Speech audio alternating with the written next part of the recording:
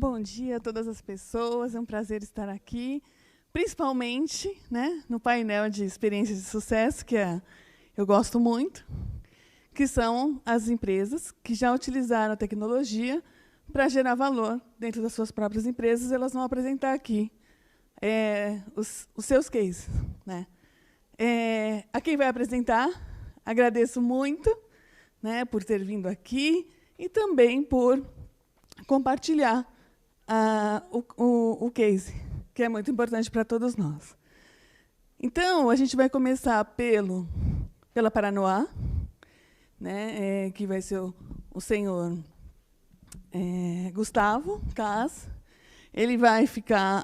eu conheço a experiência pessoalmente, acho que vale muito a pena, mesmo que seja online, vocês vão gostar muito. Então, por favor... Bom dia, pessoal. Quem fala é Gustavo.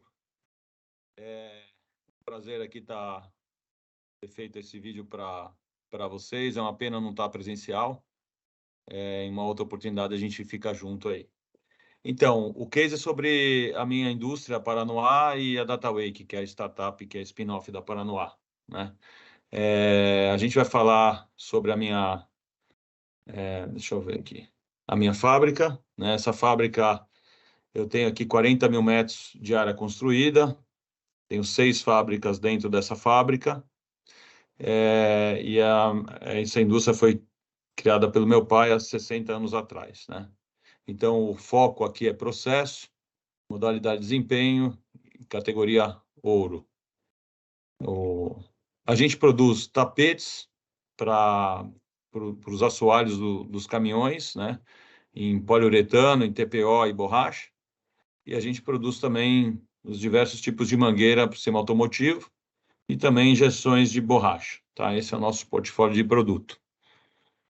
Então, a nossa transformação digital, ela começa num drama de 2015. Então, eu trago aqui a curva de produção de veículo dos últimos anos como pano de fundo e a gente vivenciou, assim como acho que muitos de vocês, um momento espetacular da década, o início da década de 2000 a 2012, né? Onde a produção de veículo aumentou muito, né? E a gente sonhou com 5 milhões de veículos, investimos muito em máquina, transformamos realmente fisicamente a fábrica, né? E só que o mercado virou, não foi bem assim que aconteceu. A nossa expectativa a realidade foi diferente, o mercado caiu 50%, o dólar subiu de 2 para 4 e o juros subiu de 7 para 14. Bom, resultado, né, como a gente tinha investido muito dinheiro em máquina e tal, a gente tinha uma dívida de 50 milhões, os juros dessa dívida mensal era 1,2 milhões, né, por mês, e o EBITDA, por várias questões contratuais, com etc., dificuldade de repasse de custo, o EBITDA ficou negativo, então a gente tinha lá em março de 15 uma sobrevida de 6 meses, né? A gente começa o processo de turnaround muito forte, uma coisa realmente marcante na vida, e aí acontece lá um milagre, que é muito trabalho, na verdade, e a gente faz o turnaround. E eu trago esse momento da nossa vida para um assunto de transformação digital, porque aqui que nasce as bases para a transformação digital. Assim, se a gente não tivesse passado por isso, a gente talvez teria uma transformação muito menor ou até nem tido se transformado, tá? Por quê? Porque eu prometi nunca mais ficar numa situação dessa novamente. Significa, na prática, que eu prometi nunca mais pegar dinheiro em banco.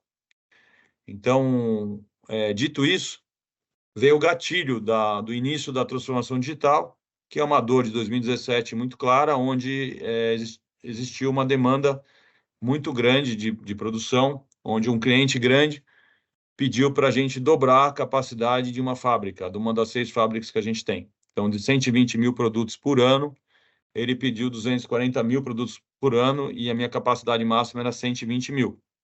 Eu precisava de 10 milhões de reais, ainda estava pagando dívida bancária, então eu não queria aumentar a minha exposição e não quis fazer o ciclo normal do empresário, que vai no banco, pega o dinheiro, duplica a linha com a duplicação da ineficiência, né?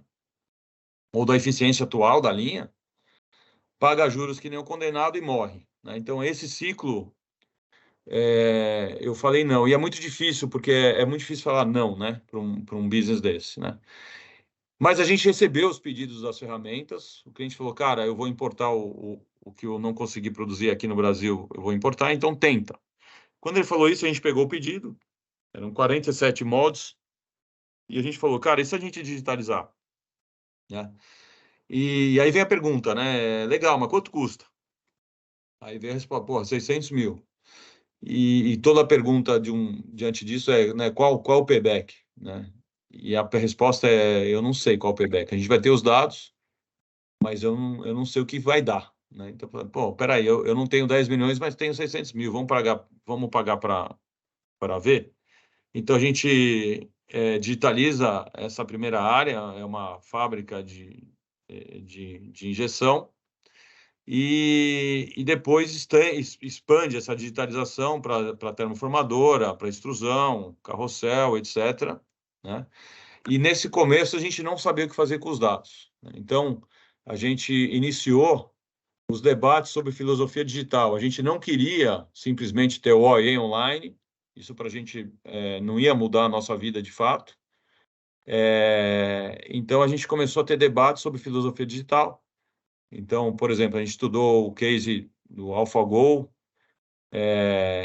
filmes como Minority Report, O Homem que Mudou o Jogo, o algoritmo Laura, que está nas UTIs dos hospitais, esse livro, Inteligência Artificial. Então, a gente fazia reuniões toda semana, 2 horas por semana, com um time enorme, discutindo filosofia. E aí a gente foi tendo insights do que fazer com os dados. E a gente criou o conceito de fábricas vivas, né? Então, o que que é? A base é gerar sempre informação para ação.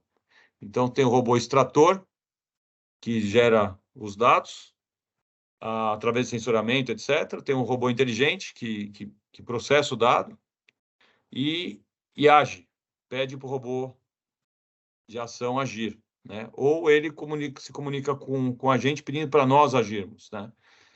Então, isso forma essa tríade que compõe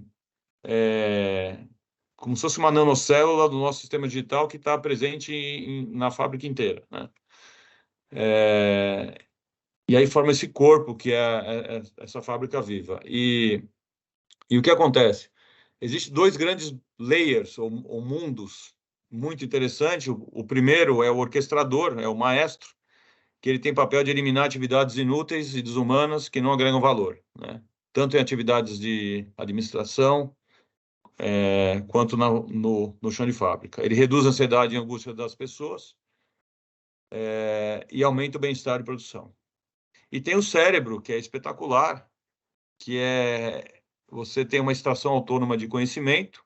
Normalmente a gente aborda os 6 M's do Ishikawa, né? Combina conceitos de engenharia e aplica de maneira autônoma e exponencial. Então, você junta conceitos de estatística com Ishikawa, com Lean, com Six Sigma, tudo isso combinado, né, em algoritmos específicos, e empodera os humanos e máquinas por meio de processamento de dados para resultado. Então, é espetacular isso aqui, né?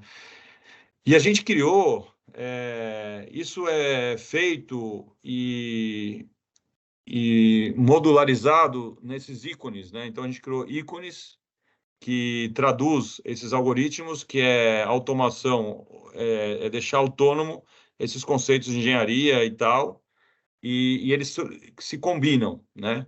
Então, diante de uma dor, a gente escolhe os ícones que vão resolver essa dor e aí aplica no chão de fábrica essas soluções, né?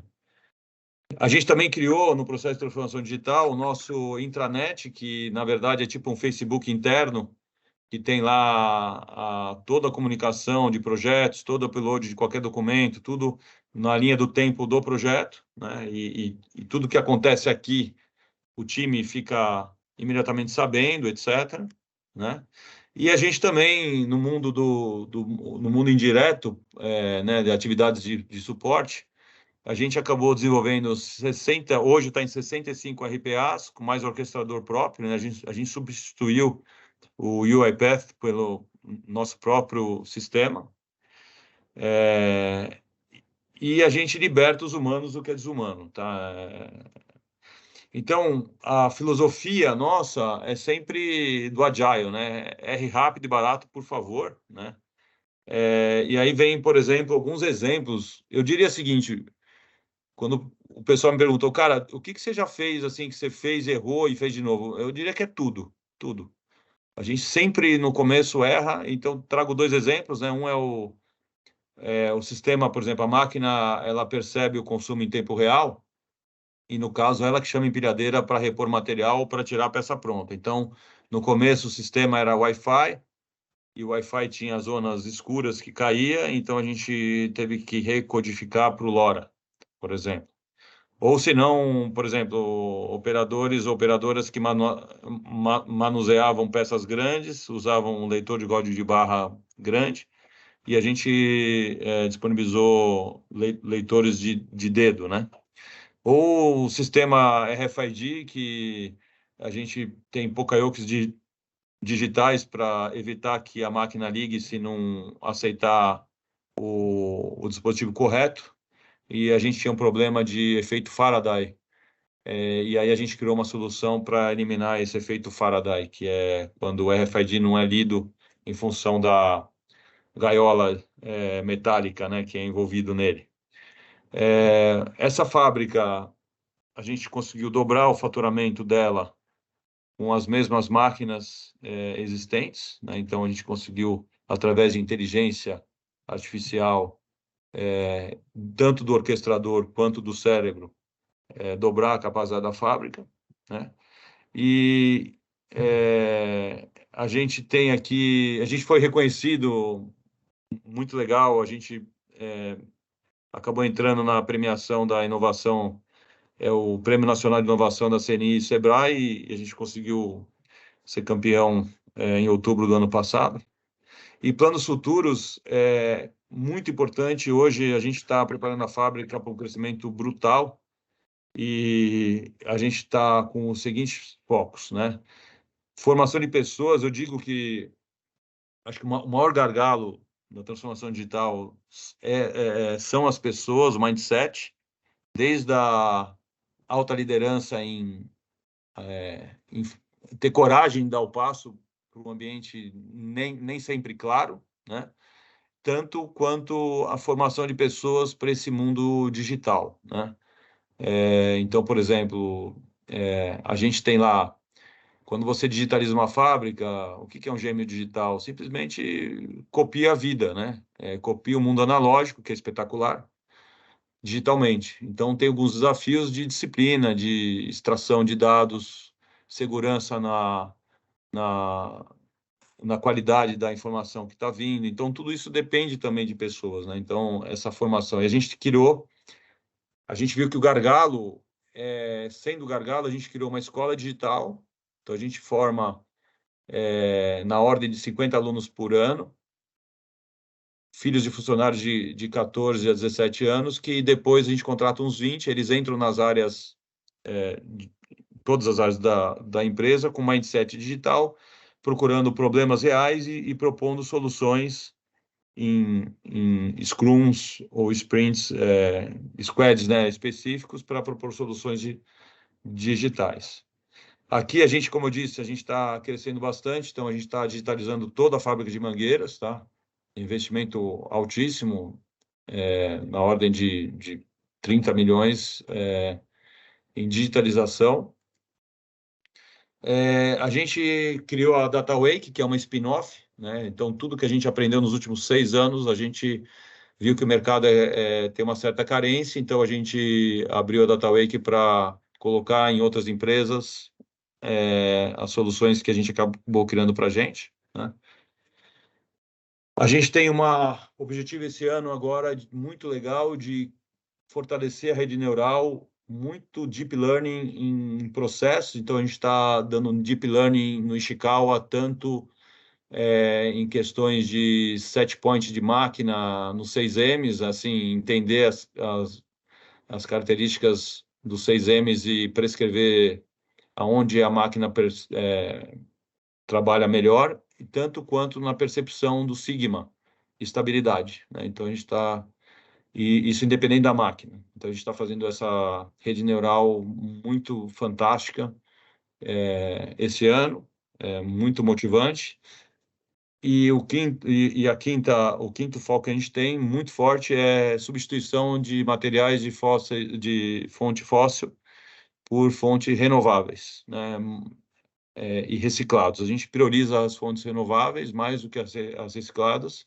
Então, tem coisas muito legais, como substituição de nego de fumo do petróleo por nego de fumo de biomassa, e várias coisas que estão rolando, né? E aí, agora, já concluindo a apresentação, a gente tem aqui 4 dos 5 pilares, né? O alinhamento, a gente está com 4 dos 5 pilares. E dos fundamentos, a gente cobre 17 dos 23 fundamentos do ecossistema do Brasil Digital, né? Acho que eu não preciso aqui passar por todos eles. E a gente tem um alinhamento de 7 dos 9 eixos da E-Digital, né? Tanto no eixo de transformação digital, quanto as ações estratégicas, né? Tá muito forte aqui. E a gente acaba usando, para pôr de pé tudo isso que a gente vem fazendo, a gente aborda praticamente 15 das 15 tecnologias habilitadoras, né?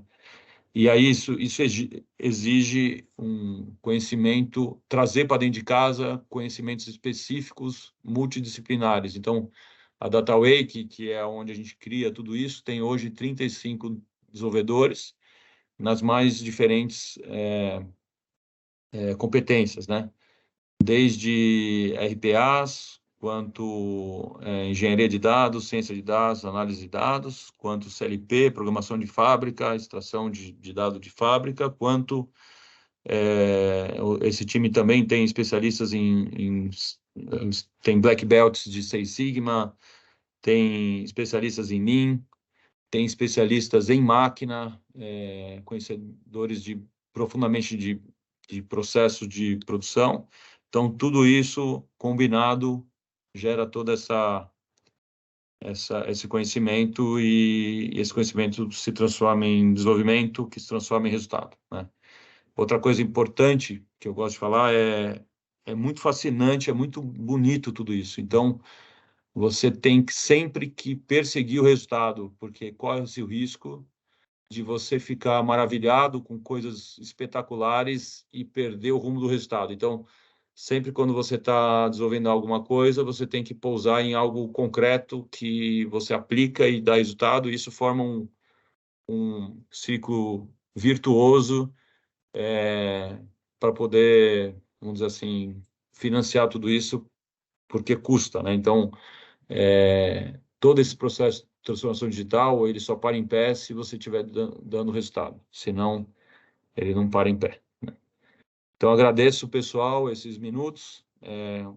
Prazer enorme para mim como propósito. E aí, para concluir, eu gosto de falar que eu achei meu propósito. Eu gosto da palavra Ikigai, que vem de Okinawa, no Japão, que é propósito. Para o japonês, propósito é quando você junta 4 coisas. Algo que você ama fazer, que você até que sabe fazer, que você fazendo faz bem para alguém e ainda ganha algum dinheiro com isso, né? Então, é muito legal.